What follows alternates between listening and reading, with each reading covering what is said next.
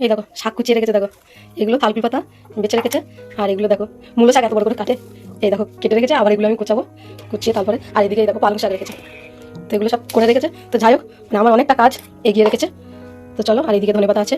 চলো রান্নাবান্নাটা সেরে নিই, তারপরে আবার আসছি। রাধে রাধে বন্ধুরা, কেমন আছো সবাই? আশা করি সবাই ভালো আছো। তোমাদের আশীর্বাদে আমরাও সবাই ভালো আছি। তো আমার আরও একটা ভিডিও তোমাদেরকে স্বাগত। তো আশা করি আজকের ভিডিওটা তোমাদের ভালো লাগবে। তো পুরো ভিডিওটা দেখো, একটুও স্কিপ করো না। তো চলো বন্ধুরা, তো এখন বাজে ওই 7:30 কি 8টা বাজে। তো দেখো আমি এখন স্নান করা হয়ে গেছে, তিলক করা হয়ে গেছে, আরতি তোমাদের দাদাভাই করেছে, আর আমি বাসি কাজগুলো সেরে নিচ্ছি। তো দেখো এখন ঘরে ঝাড় দিয়ে নিচ্ছি। ঝাড়টা দিয়ে নিয়ে তারপরে আরও কী কী কাজ আছে চলো করব। ততক্ষণ তোমরা ব্লগটা দেখতে থাকো আর আমার সাথে থাকো।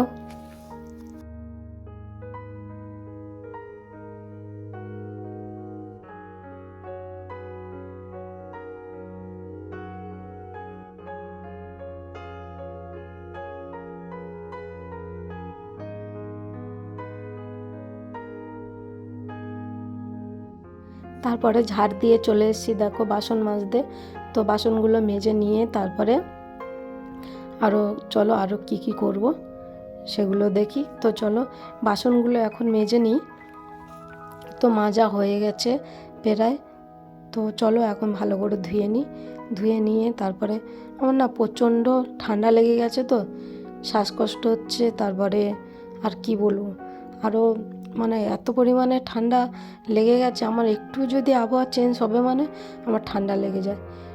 গলার ভয়েসটা শুনে তোমরা বুঝতে পারছো, কিন্তু কি করবো বলো, আর ভিডিও করার কোনো এনার্জি পাচ্ছি না, ভিডিও করতেও পারছি না। আর তোমরা প্লিজ আমাকে একটু সাপোর্ট করো। তোমরা তো কেউ আমাকে সাবস্ক্রাইব করছো না, ভিডিও দেখছো কিন্তু সাবস্ক্রাইব করছো না। আর যারা যারা সাবস্ক্রাইব করেছো তাদেরকে অনেক অনেক ধন্যবাদ। আর তাদেরকে যেন ভগবান খুব ভালো রাখে। আর প্লিজ আমাকে যারা যারা আমার ভিডিও দেখছো সাবস্ক্রাইব করছো না, প্লিজ সাবস্ক্রাইব করো।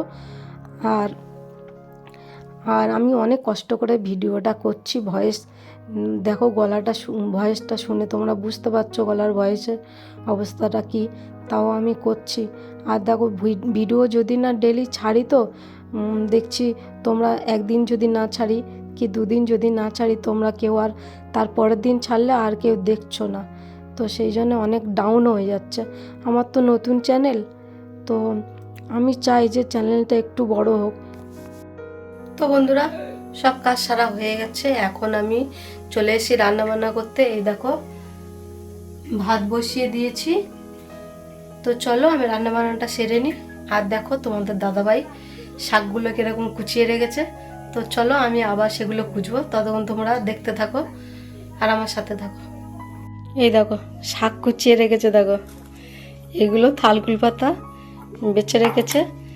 আর এগুলো দেখো মূলো শাক এত বড় করে কাটে, এই দেখো কেটে রেখেছে। আবার এগুলো আমি কোচাবো, কুচিয়ে তারপরে।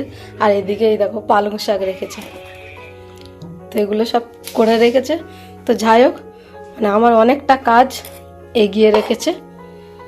তো চলো, আর এইদিকে ধনেপাতা আছে। চলো রান্নাবান্নাটা সেরে নিই, তারপরে আবার আসছি। তো দেখো চলে এসেছি এখন রান্না করতে।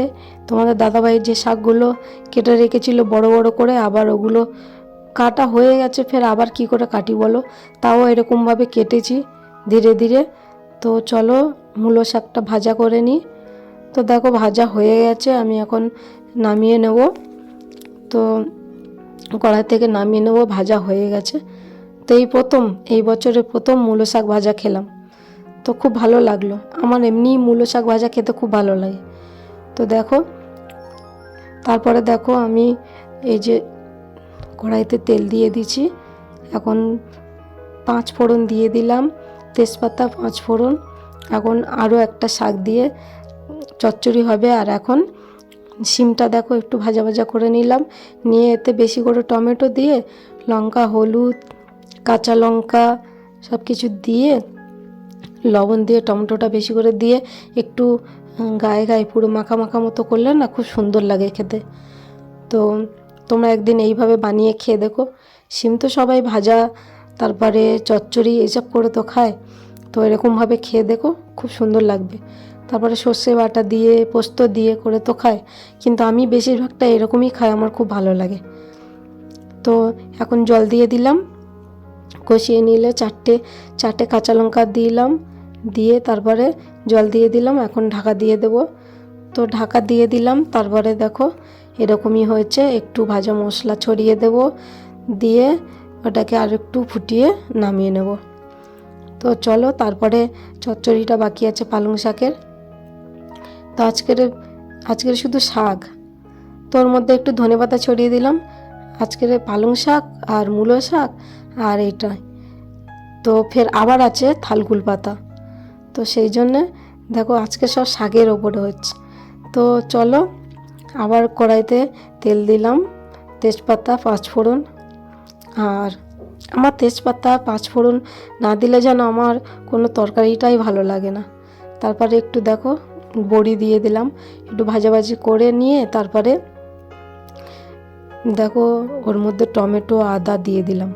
তো টমেটো আদা দিয়ে একটু ভাজা করে নিয়ে তারপরে এই সবজিগুলো দিয়ে দিলাম।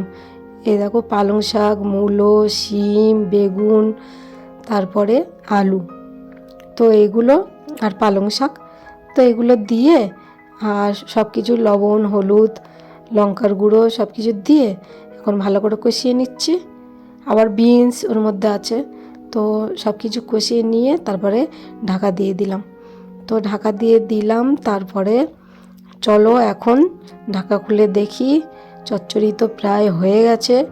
তো আবার একটু এর মধ্যে ভাজা মশলা, আর ভাজা মশলাটা তো জিরে, ধনে, আর যদি আমার কাছে রাঁধুনি থাকে তো ওর সাথে দিয়ে ভালো করে আমি ভেজে গুঁড়ো করে রেখে দিই, একটা কৌটোতে ভরে রেখে দিই। আর সব রান্নাতে আমি একটু একটু করে দিতে থাকি। তো দেখো এখন চচ্চড়িটা হয়ে গেল, ধনেপাতা দিয়ে দিলাম একটু, দিয়ে এখন নামিয়ে নিচ্ছি।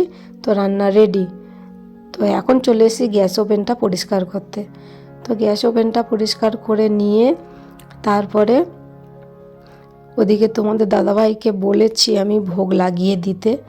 তো চলো, আমি ওভেনটা পরিষ্কার করে নিয়ে রেখে দিলাম। বাসনগুলো তো এখন মাজা হয়নি, হবে সেই সন্ধেবেলা। তো চলো। তো বন্ধুরা, আমার রান্নাবান্না কমপ্লিট। তো তোমাদের দাদাভাই গেছে ভোগ লাগাতে, আর ভোগ লাগানো হয়ে গেলে প্রসাদ নিয়ে এসে আমরা প্রসাদ পাবো। তো ততক্ষণ তোমরা ব্লগটা দেখতে থাকো আর আমার সাথে থাকো। তো বন্ধুরা দেখো আজকের কি রান্না করেছি, চলো তোমাদেরকে একবার দেখিয়ে দিই। এই দেখো এখানে আছে থালকুল পাতা বাটা, তো এইটা সর্ষে তেল দিয়ে ভাতের মধ্যে চেপে দিয়েছিলাম। আর এইখানে আছে শিম, টমেটো বেশি করে দিয়ে মানে একটু মাখা মাখা মতো করেছি। এটা না খেতে খুব সুন্দর লাগে, তার সাথে ধনেপাতা দিয়েছি। আর এই দেখো এখানে পালং শাক, মূলো, আলু আর বড়ি, বেগুন, বিনস দিয়ে চচ্চড়ি, আর এখানে মূলো শাক ভাজা, আর এই যে ভাত। তো চলো খাওয়া দাওয়া সেরে নিয়ে আবার আসছি তোমাদের সামনে। তারপরে দেখো তোমাদের দাদাভাই দুটো ডাব নিয়ে এসে দেখো পাইপ দিয়ে দুজনকে কেমন খেতে দিয়েছে দেখো। তো ভালো লাগলে লাইক, কমেন্ট, শেয়ার করে দিও, সাবস্ক্রাইব করে চ্যানেলটার পাশে থেকো।